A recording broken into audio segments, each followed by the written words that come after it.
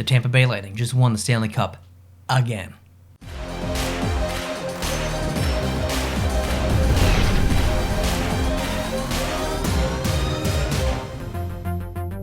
Hey everyone, it's Neil here from Post to Post. Thanks for joining me today. Well, things didn't go exactly like I wanted them to. Obviously, Tampa Bay won the Stanley Cup, and my Canadiens, they lost, and it wasn't even close. And I don't think anyone expected it to even necessarily be close because Tampa is just so damn good. So I have a bunch of notes here written down, and there are so many that I didn't want to forget them, so I had to write them down. Usually, I just kind of talk off the top of my head, but I really wanted to make sure that I didn't miss anything here. So I have a list and a flow. Stick with me. Bear with me. I appreciate you. And by the way, I'm going to be unboxing this very soon. These 2 jerseys. So if you're not subscribed to the channel, would love it if you could hit the subscribe button and join me for this unboxing video coming soon. I apologize if I sound a little differently. I got the 2nd dose of the vaccine, and man, it wrecked me. I've been in bed basically for the past 36 hours, something like that. I've been pretty wrecked, but I'm starting to feel better now. So, Tampa Bay, let's start off with just them in general. Mad respect and props for winning 2 Stanley Cups in a row, regardless of COVID, regardless of shortened season. It doesn't really matter. The fact that they were able to do that in the cap era is absolutely incredible. So, round of applause, full congratulations to the Tampa Bay Lightning. They're a team I don't cheer for. They're a team I don't like. And they were playing my favorite team, the Montreal Canadiens, and defeated them. But as an objective hockey fan and as an appreciation for just raw talents throughout the lineup, I have to objectively congratulate the Tampa Bay Lightning on such an incredible 2 years in a row in the NHL. And not just that, it's coming back from adversity, from being swept by the Columbus Blue Jackets in one of the best seasonal performances we've ever seen from an NHL team, to go into the playoffs and get swept, and it's probably one of the biggest, if not the biggest, upsets in NHL playoff history, to then come back from that and win both Stanley Cups in the last 2 years. Absolutely remarkable. Second thing on my list is them being $18 million over cap. I am so exhaustedly tired from hearing that conversation on Twitter and online and in the comment section on YouTube. Yeah, they are $17 or $18 million over cap, but they didn't break any rules. Like back in 2015, when I think it was Chicago was over the cap by around $5 million, I believe. The Tampa Bay Lightning were one of the teams to complain to the NHL about it, and the NHL did nothing to amend that law or to reword it or to do anything, or not law, rule, whatever. They were one of the teams to complain about it, if not the only team, if I'm not mistaken. And so they've really just taken advantage of a, you could call it a loophole, I guess, but they didn't break any rules. They played by the rules, and they took advantage of the system. And, kudos to them for doing that. The Montreal Canadiens had that exact same opportunity, as well as the other 29 teams other than Montreal and Tampa. And they didn't do anything wrong. Did they do it on purpose? Yeah, I think they probably did, obviously, but did they do anything wrong? Based on the rules, they didn't do anything wrong, so they were smart enough to do it, so I don't like that conversation. I mean, that they played by the rules. Technically, they did. Kucherov's post-game comments, I see a lot of Canadiens fans upset about this. I thought it was kind of great in a way, just to see a lot of personality out of an NHL player. We're so used to seeing those stupid cookie-cutter interviews with cookie-cutter answers, and it's so boring and exhausting. And we finally actually get some personality from a player. So that was actually really enjoyable to see. I didn't like some of his comments about the Montreal Canadiens fans, though. I thought that was a little harsh. I thought it was a little harsh and not classy, I guess. The Canadiens won their first Stanley Cup Finals game since 1993. It's been a long time, 28 years or whatever it's been. So to get upset about fans being excited over a win, even if it was an insignificant win at the end of the day, why do that? Win with class, don't win with. It was almost embarrassing that he made those comments, but the rest of the interview, I really loved the personality that he showed. He looked like he was maybe a little intoxicated with a couple of things. Vasilevsky was incredible, absolutely amazing. I loved seeing Vasilevsky through these entire playoffs. I thought he was phenomenal. Just a fantastic job by him, and very deserving of all the credits that he's getting. Patrick Maroon wins 3 Stanley Cups in a row. What? He won with St. Louis, and now he's won twice with Tampa. The Big Rig has done it. He has done something that is so incredibly rare that there's only a handful of people who have done that with multiple teams. Now, some people have done it with the same team. You're thinking about the Montreal Canadiens, the Islanders. We're going obviously way back. But to do it with separate teams 3 years in a row or 4 years in a row or even 2 years in a row, like that is super rare.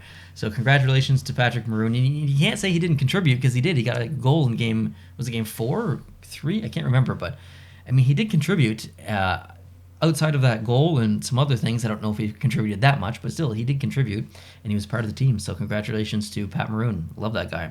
The Montreal Canadiens, let's switch over to them. Simply not good enough.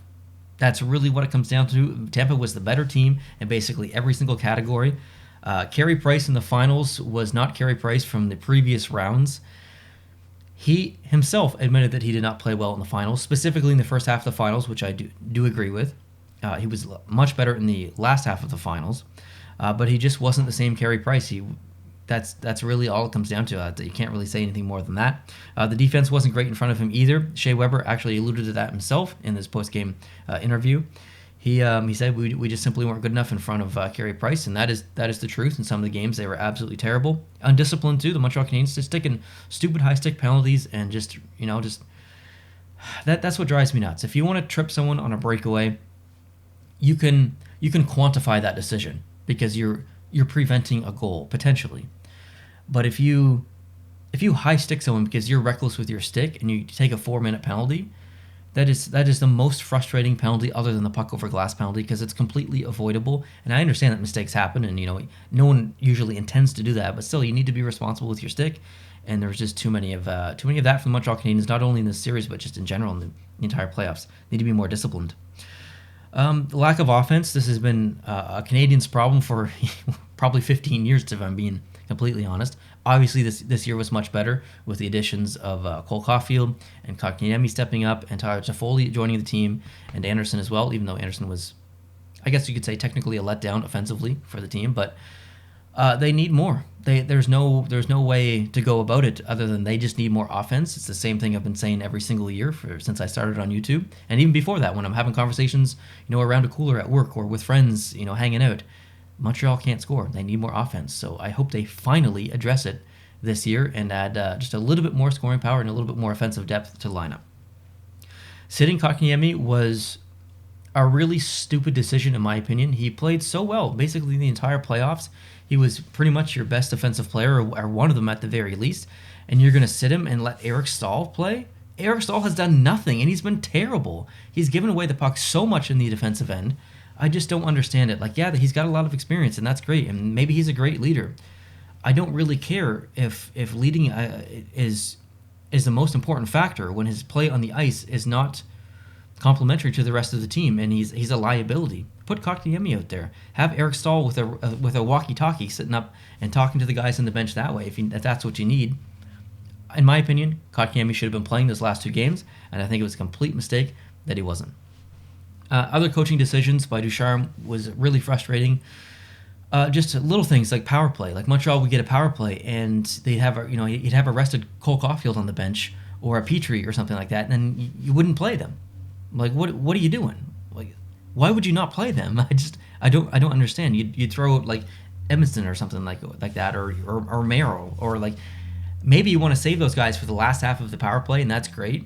But why wouldn't you want to start the power play with some momentum? And then let the secondary guys try and continue that momentum instead of maybe the power play breaking down in the first minute and having those first guys try and rescue it. Little decisions like that I disagree with, but it's all in hindsight now. Now the last thing I want to kind of discuss is the Toronto Maple Leafs fans. Wow, and not all of them, definitely not all of them, but a lot of the Toronto Maple Leafs fans that I follow on Twitter were making fun of the Canadiens last night and really through the entire finals of how terrible of a team they were and how they didn't deserve to be there and that how badly they sucked and all this other stuff. And I had to unfollow a lot of Toronto Maple Leafs fans. A lot, like some of them I consider like genuine friends, and just disappointing, I guess. Just classless. It's just ironic, I guess. Maybe not classless, but it's just ironic that Toronto Maple Leafs fans would be making fun of Canadiens fans, or Canadiens team rather, for doing poorly in the Stanley Cup Finals. a place that team has not been for a very long time. They haven't even been to the second round in a very long time, let alone the finals. So it's just really ironic to see so much shade being thrown by Toronto Maple Leafs fans. Like I said, some of them are my friends, and I had to unfollow them because I just couldn't. I didn't want to mute them because if they did tag me in something, I still wanted to see that, but I just couldn't see it in my timeline on Twitter. I just had to unfollow them, and I'm sure I'll follow them again here in a couple of months. But for the finals and for that, even the third round or the conference finals or whatever, or the semifinals, whatever, I had to unfollow them. I couldn't have that toxicity in my timeline. So, anyways, that's kind of all I have to say about that. A big congratulations to the Tampa Bay Lightning. You are officially my least favorite team in the NHL. I hate when teams win back-to-back. It is the most boring thing that can happen in sports, in any sports, not just hockey, I think, but in any sports. It's like watching a movie for the second time and you know everything that's going to happen. Like it's not even entertaining to me. I absolutely hate it. I would have rather any other team in the NHL win the Stanley Cup this year other than the Tampa Bay Lightning. As a Canadiens fan, I would rather see the Boston Bruins or the Toronto Maple Leafs win the Stanley Cup over the Tampa Bay Lightning. I just hate when teams win back-to-back. It's so incredibly boring. And Tampa's so good that they'll probably win again next year. And it almost takes the life out of it for me. Like I don't even want to talk about it. I don't even want to be involved in some of the conversations. It's just exhausting. It's boring. Like give me something new. Give me a storyline to cheer for. Cheering for a team that's already won recently isn't something that I can cheer for easily. It's boring to me. So anyways, I'll leave it at that. Congratulations to the Tampa Bay Lightning. Very well deserved, and a truly a remarkable accomplishment in the NHL. It is incredibly rare. I mean, we've seen it. Pittsburgh's done it. Chicago has done it, not really back to back, but 3 cups in 5 years, and now Tampa's done it in 2 years. This all has happened in the past 11 years, which is really remarkable. That's not something that a lot of people would predict, but it's happened. So maybe it's a trend we see continue, and maybe Tampa will win again next year, or maybe we'll see another team win back to back, or win 2 times in 3 years. And LA did it too, 2 times in 3 years. So yeah, it's boring, but it is impressive. So thanks guys for watching. I appreciate it. Would love it if you could hit the subscribe button down below and join me for future videos. I'll be talking some post-seasonal conversations about lots of teams, setting up what they could do for the future and stuff. I've got some notes made for a bunch of teams. Those will be coming out over the next couple of months. And of course, I'll be unboxing lots of jerseys. Got a bunch of jerseys on the way. And Jason and I will be wrapping up the podcast as well. So if you aren't subscribed to the podcast channel, please go down to the description. It's linked down below and check us out over there.